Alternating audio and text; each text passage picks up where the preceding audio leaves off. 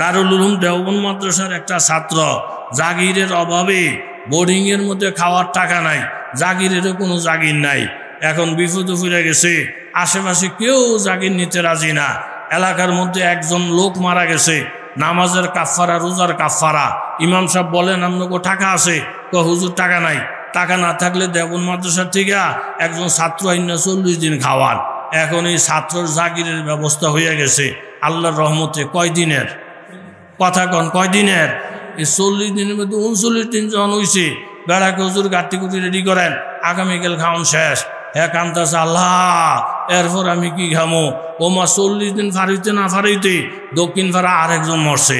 ইমাম সাহেবকে ওই হুজুরদারে রাইখা দেন, নতুন হুজুরের দরকার নাই। হ্যাঁ আবার 40 দিন এখানে খাক।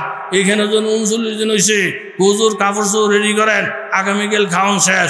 ও মা 40 দিন হয়েছে, মাইস ফারা আরেকজন মারা গেছে। একে 3 জন মারা যাওয়ার পরে কাসেম নানতুবি সাহেবের কাছে কিছু, হুজুর বিষয়টা বুঝলাম না, 40 দিন ফারিলি মরে, এই পর্যন্ত 3 জন মরছে। হুজুরকে আপনারা যদি বাঁচতে চান তাহলে এই বেটার খাওয়ানোর ব্যবস্থা করে দেন। এই বেটার খাওয়ান যেহেতু ইচ্ছা করে খাওয়ান না, মরার পরে খাওয়ান।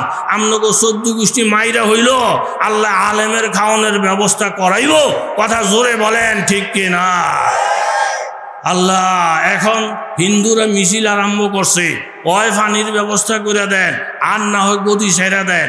আল্লাহ চোখের মধ্যে আঙ্গুল দিয়ে দেখাইলেন, মুসলমানদের উসিলায় ইহুদি নাসারারা খায়। এই দেশের মধ্যে আলেম ওলামা যদি না থাকে, জিকির আজকারকারী যদি না থাকে, বেঈমানের বাচ্চারা এক ঢোক পানিও খাইতে পাবে না। কথা জোরে বলেন ঠিক কিনা? এখন কিপ্তি রাজ এসা ফায়ে পুরে গেছে, হুজুর আপনার পানি বন্ধ কইরা আঙ্গ পানি বন্ধ হয়ে গেছে। এখন আপনাকে পানির কোনো বাধা নাই, যা মনসে আপনারা করতে থাকেন। যখন মঈনুদ্দিন চিশতি দোয়া করলেন, আবার যখন হিন্দুরা আগের মতো পানি পাইয়া গেল, এই একটা কারামত দেখা হাজার হাজার হিন্দু কলমা পড়ে মুসলমান হয়ে গেছেন। জোরে গান সুবহানাল্লাহ। এই যে বর্তমানে লাগছে ইসরায়েল ফিলিস্তিন যুদ্ধ, একদিকে মুসলমান, আরেকদিকে হইছে ইহুদি। বাংলাদেশের মধ্যে কিছু সলফি, কিছু আহলে হাদিস, সব না, একটা গ্রুপ প্রথম ইহুদিদেরকে সমর্থন করছিল।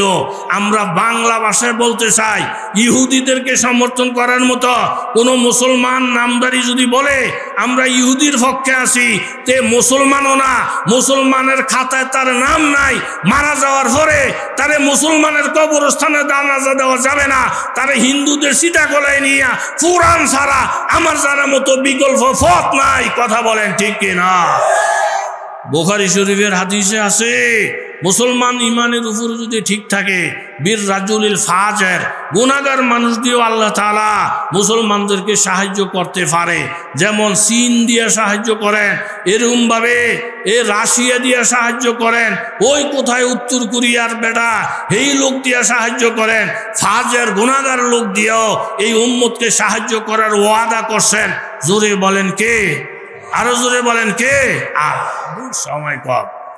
ঘরের মধ্যে চোর ঢুকছে, বেটি স্বামী তাহে বিদেশ। কথা কর, স্বামী তাহে কই?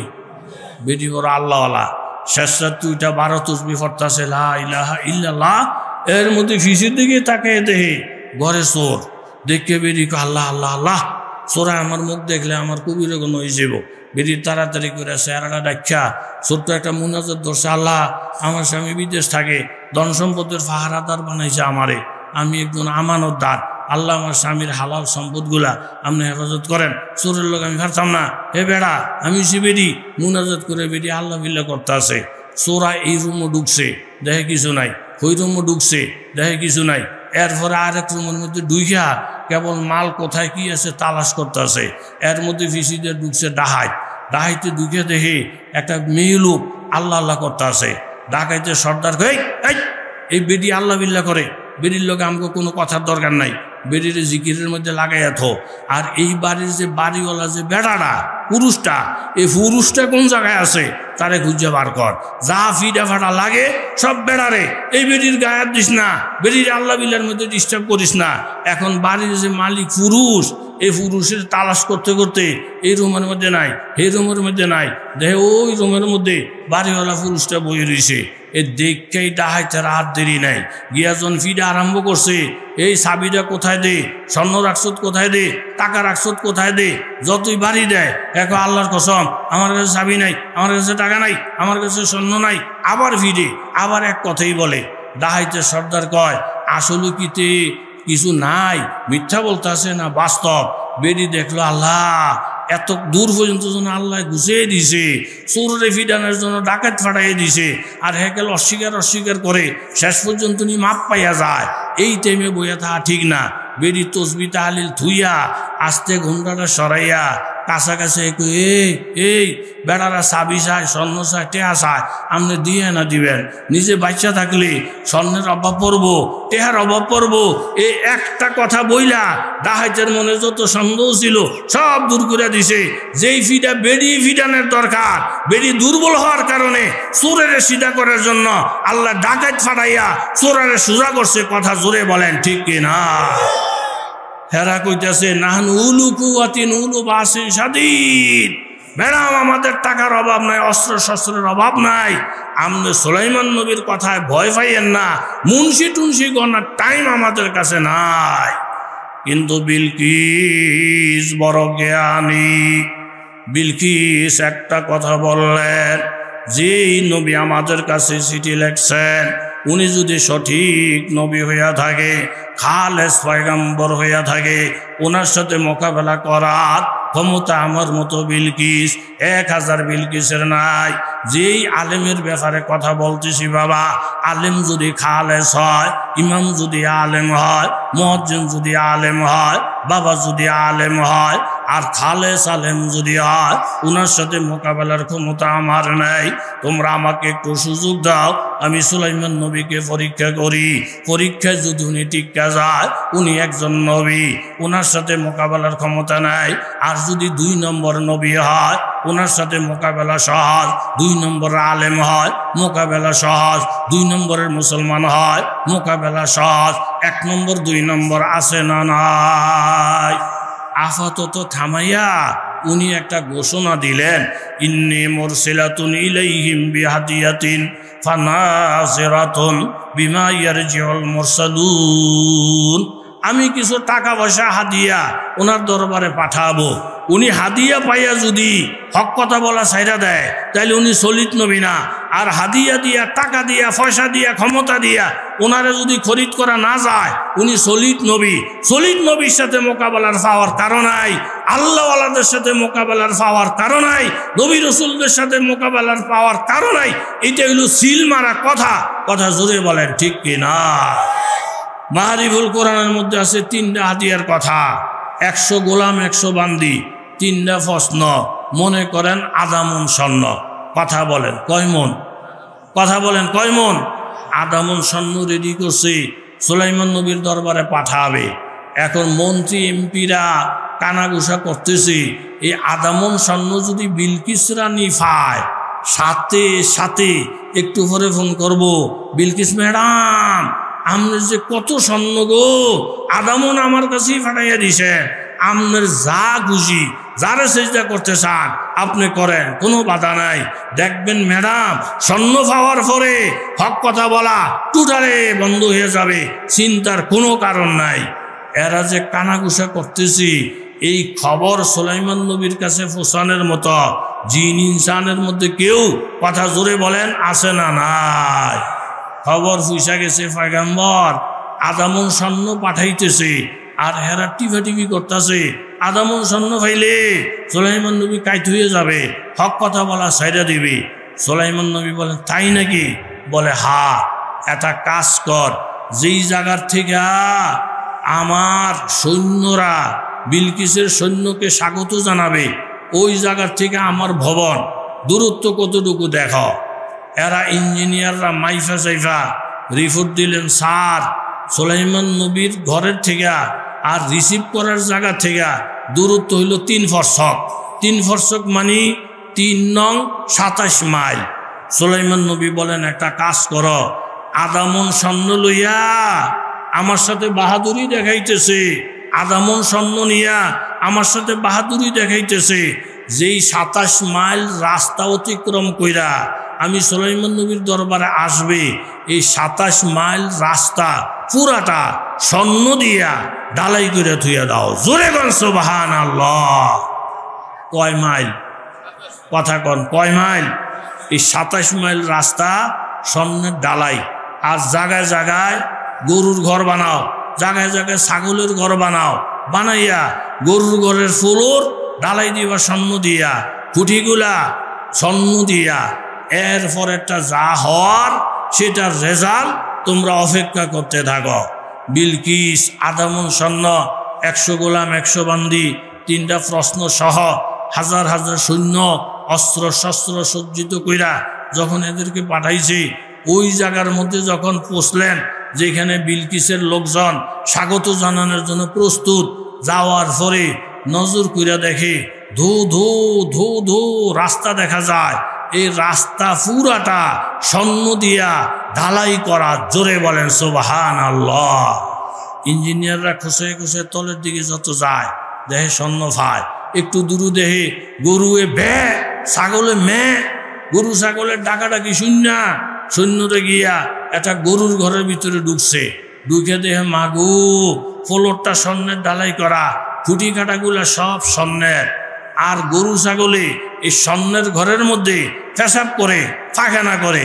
সেখান থেকে ফোন করছে বিলকিস ম্যাডাম, বিলকিস ম্যাডাম কইছি আপনি যে আধা মণ স্বর্ণ দিছিলেন নবীরে কিন্না ফেলার জন্য।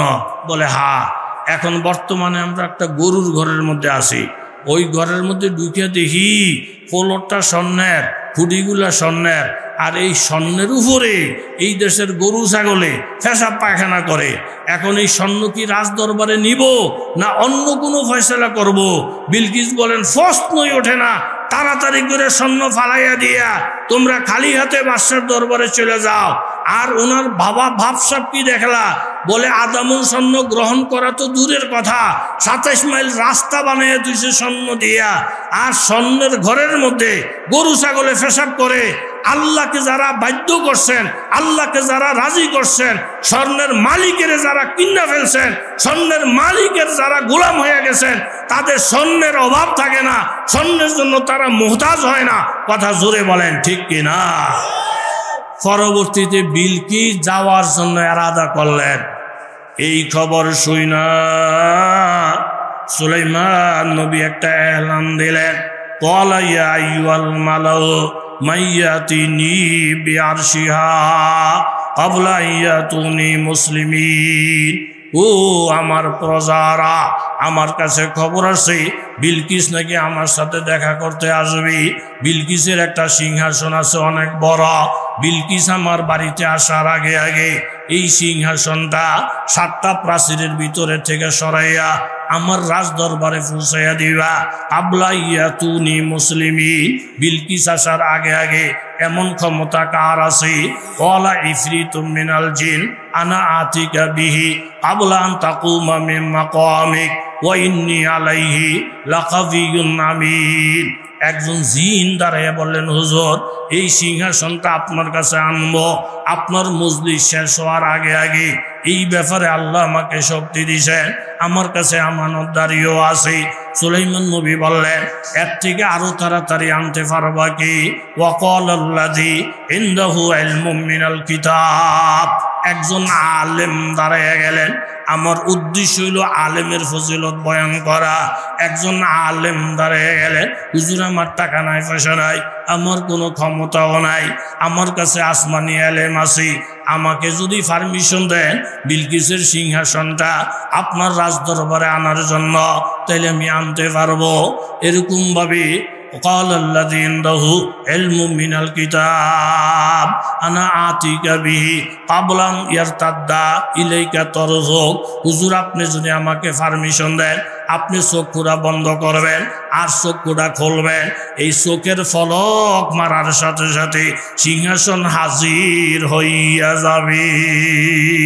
فلما رأى مستقرا عنده قال هذا من فضل ربي চক্ষুটা বন্ধ করছেন আর খুলছেন, সাথে সাথে আলেম সিংহাসন হাজির করে দিছি। সুলাইমান নবী সিজদায় পড়ে গেলেন। এটা আমার আল্লাহ তাআলার ফজল, আমার আল্লাহ তাআলার দয়া। বিলকিস আইসা দেখে আগে আগে সিংহাসন হাজির। ক্বালাত রাব্বি ইন্নী যালামতু নাফসি ওয়া আসলামতু মা সুলাইমানা লিল্লাহি রাব্বিল আলামিন। বললেন, ও পয়গম্বর সুলাইমান, আল্লাহর সাথে সম্পর্ক হয়ে গেলে স্বর্ণের অভাব থাকে না, আল্লাহর সাথে সম্পর্ক হয়ে গেলে শান্তির অভাব থাকে না। আমি সূর্যের পূজা করে ভুল করছি, আমি আমার নফসের উপরে জুলুম করছি। এখন আপনাকে সাক্ষী রাইখা আমি ঘোষণা করতেছি, আমি কলমা পড়া আমি বিলকিস মুসলমান হয়ে গেলাম। সুবহানাল্লাহ। এই জন্য বাবারা, আলেমের সাথে, এখন তো নবী রাসূল নাই, আলেমের সাথে যার মহব্বত বাড়বে, আলেম দেখে যার কলিজা ঠান্ডা হবে, আলেম দেখে যার দিল শান্তি হয়ে যাবে, আল্লাহ তাআলা তার ঈমান দিবেন, আল্লাহ তার জান্নাত দিবেন। কিন্তু 5 ওয়াক্ত নামাজের মুসল্লি, প্রথম কাতারের মুসল্লি, আলেম দেখলেই শরীরের মধ্যে আগুন লেগে যায়। এই জাতের কিছু লোক সমাজে কথা বলেন, আছে না নাই?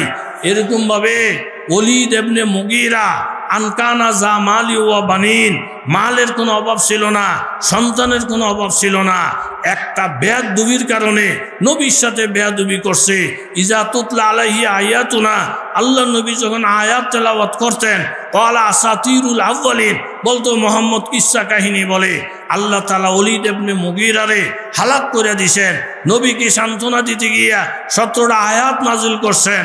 আর নবীকে বলছেন, নবী গো, যারা নবীর বদনাম বলে এদের বিরুদ্ধে বদনামের কোনো শেষ নাই।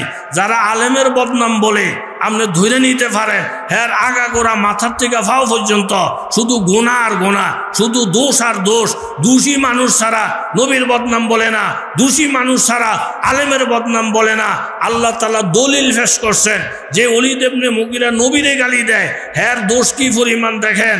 এরকম ওয়ালা তুতি কুল্লা হাল্লাফিন মাহিন, কথায় কথায় কসম খায়, অভিশপ্ত, হাম্মাজিন, মানুষের বদনাম গায়, মাশাইম বিন নামিম, একজনের কথা আরেকজনের কাছে লাগায়, মান্নাইন লিল খায়ের, ভালো কাজের মধ্যে বাধা দেয়, মুতাদিন, সীমা লঙ্ঘন করে, আসিম। এই ওলীদ ইবনে মুগীরা গুনাহগার, উতুল্লিন, ওলীদ ইবনে মুগীরার কথার মধ্যে রসতস নাই, কর্কশ মেজাজ। এই 8টা বদ অভ্যাস। আর 9 নম্বরের বদ অভ্যাস হইল বাদা যালিকা জানিম। এই যেই ওলীদ ইবনে মুগীরা নবীরে গালি দেয়, তার জন্ম ঠিক নাই, বাপ ঠিক নাই। এই আয়াত নাজিল হওয়ার পরে সে তার আম্মার কাছে জানতে চেয়েছে, আম্মা আমার বলে বাপ ঠিক নাই। মা বলেন, বাবা কথা সত্য, তোমার বাপ ঠিক নাই। কে বলছে? বলে নবী বলছে, কোরআন বলছে। নবীর সাথে বাড়াবাড়ি করো না, আসলে তোমার বাপ ঠিক নাই। এখন এই আয়াতের মাথা হাতে মুফাসসিরিনে কেরামরা লেখছেন, যারা নবীরে গালি দেয়, আলেমরে গালি দেয়, একতলো মাথার থেকে পাও পর্যন্ত দোষের ঠিক শেষ নাই। যারা নবীরে সমালোচনা করে, আলেমের বদনাম গায়, খোঁজ খবর লুলে দেখা যায় একটারও জন্ম ঠিক নাই। কথা জোরে বলে, ঠিক কিনা?